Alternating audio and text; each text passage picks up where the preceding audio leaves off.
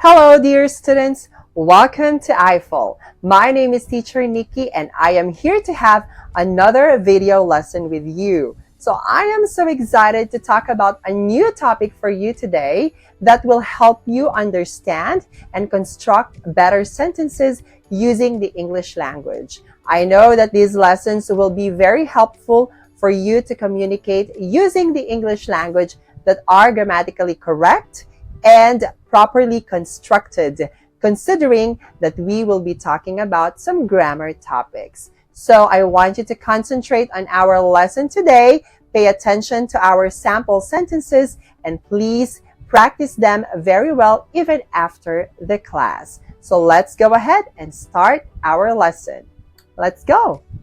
For this lesson, let's go ahead and talk about prepositions with verbs, okay? So remember, certain verbs require prepositions in order to connect their sentences objects, okay?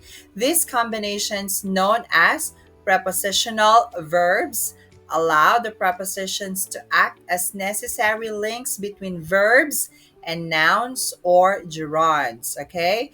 The prepositions used in these combinations are sometimes called dependent prepositions. Okay, we have here what we call your prepositional verbs.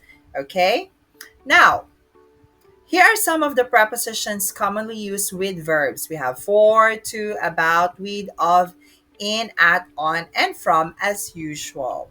Okay, so usage.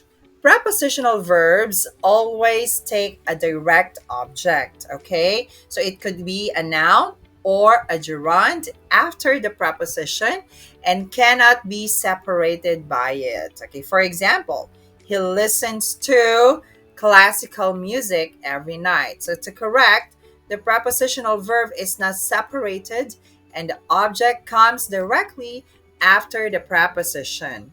He listens classical music every night. This is incorrect, okay, because the verb listens requires a preposition to connect to its object, classical music. So there should be a preposition there to connect the verb and your object. Now, he listens classical music too every night. This is also incorrect because listen and its preposition to cannot be separated by the object. So it means you cannot put your object in between your verb and your prepositional verb. All right? So please remember these three ideas that we have here. Now, prepositional verbs versus phrasal verbs. As we know, we have phrasal verbs. Sometimes a phrasal verb may be mistaken for a prepositional verb. But how do we know if it's a phrasal verb or a prepositional verb?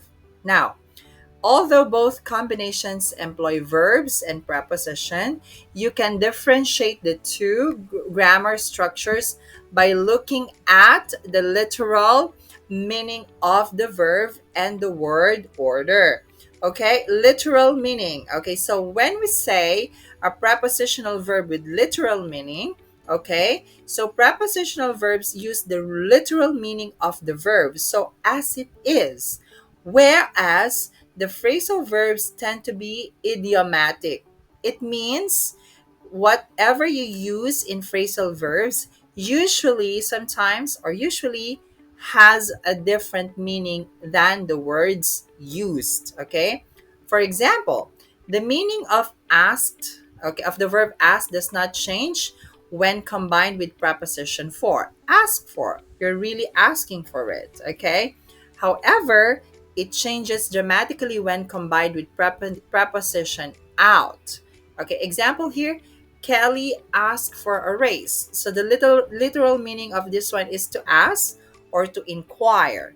Kelly inquired about a raise, making it a prepositional verb. Now, asked out. Kelly asked out Chad. Ask out means here to invite someone on a date, right? Now that is an idiomatic phrasal verb. So the meaning of this phrase here is not actually the actual meaning or the literal meaning of the verbs or words used in the sentence. So therefore, that's how you differentiate prepositional verbs, and your phrasal verbs. Okay? What more?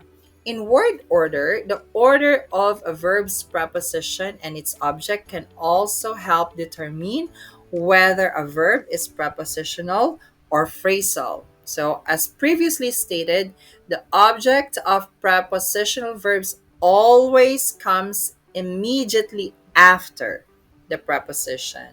Okay? So, comes immediately after, okay, which in turn comes immediately after a verb, okay? So, note that exception to this rule is when an adverb is used to modify the prepositional verb, in which case, okay, or in which case it can appear between the verb and the preposition. So, however, the object must still follow the preposition. Let's see what we're talking about here. Look at this one. Kelly asked for a raise, okay? Kelly asked politely for a raise. Okay, so incorrect here. Kelly asked a raise for. So that is incorrect. So for phrasal verbs, however, prepositions and objects can often be rearranged without issues. So we don't have any issues, but then the sentence would still be correct. So Kelly asked out Chad. This is correct.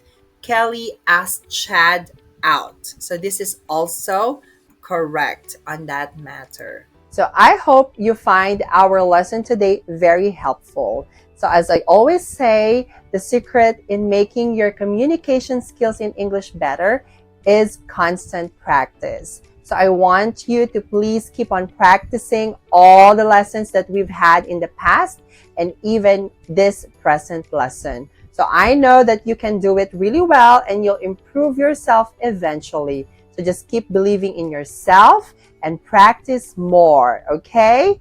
Now, please stay tuned to our more lessons here in I-Fal, and please visit our website that I will flash on the next screen. I also encourage you to please subscribe to our classes because we have a lot of amazing teachers that will help you and guide you in improving your English skills. So once again, this is Teacher Nikki. So I'll just see you again on the next classes and video lessons that we're going to have. I know that we will have more amazing lessons in the future. So stay tuned and good luck. Study harder and I'll see you next time. Bye.